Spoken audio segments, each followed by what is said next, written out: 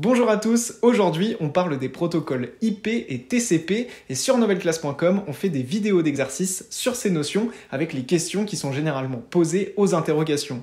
Alors pour accéder aux vidéos d'exercices, il te suffit de cliquer sur le lien dans la description et on est parti pour le cours, let's go. Internet, il faut le voir comme un immense réseau de communication. Chaque machine qui est connectée sur le réseau, elle est identifiée grâce à son adresse IP, Internet Protocol, qui est son identifiant unique. Jusqu'en 1990, on utilisait des adresses IPv4 codées sur 4 octets pour identifier les machines connectées sur le réseau. Alors comme je te l'ai dit, il y a 4 octets et chaque octet c'est un nombre compris entre 0 et 255. Mais aujourd'hui, on utilise également des adresses IPv6. Ces adresses, elles sont codées sur 16 octets et elles permettent d'identifier beaucoup plus de machines connectées sur le réseau. En effet, grâce aux adresses IPv6, on peut identifier 8 milliards de fois plus de machines qu'avec des adresses IPv4. Il faut savoir que quand on envoie un message ou un fichier à un destinataire, que ce soit un snap, un mail, un message sur Instagram, eh bien ce fichier ou ce message, il est découpé en paquets. Ces paquets, ils sont envoyés sur le réseau et ils se déplacent de routeur en routeur jusqu'à arriver chez notre destinataire. Ce processus, c'est ce qu'on appelle le routage. Les routeurs, ils orientent successivement le paquet dans la bonne direction et de routeur en routeur, le paquet arrive jusqu'à chez notre destinataire.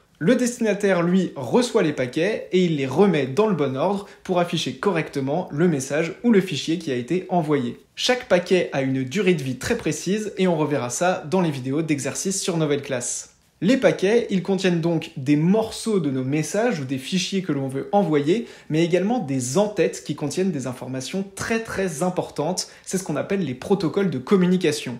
Il y a deux types de protocoles à bien connaître, le protocole IP et le protocole TCP. Le protocole IP, c'est le fait d'indiquer en en-tête de chaque paquet l'adresse IP de l'envoyeur et l'adresse IP du destinataire pour être sûr que le paquet arrive chez la bonne personne. Le protocole TCP, quant à lui, il numérote les paquets qui sont envoyés de l'envoyeur au destinataire pour que le destinataire puisse facilement les remettre dans le bon ordre à l'arrivée. Ce protocole TCP, il permet également de vérifier qu'il ne manque aucun paquet à l'arrivée. Alors comment ça marche concrètement? C'est ce qu'on va voir tout de suite dans la vidéo d'exercice sur novelleclasse.com qui est dispo en cliquant sur le lien dans la description. Je vous attends sur Novel Class et je vous dis à très vite. C'était Théo, ciao!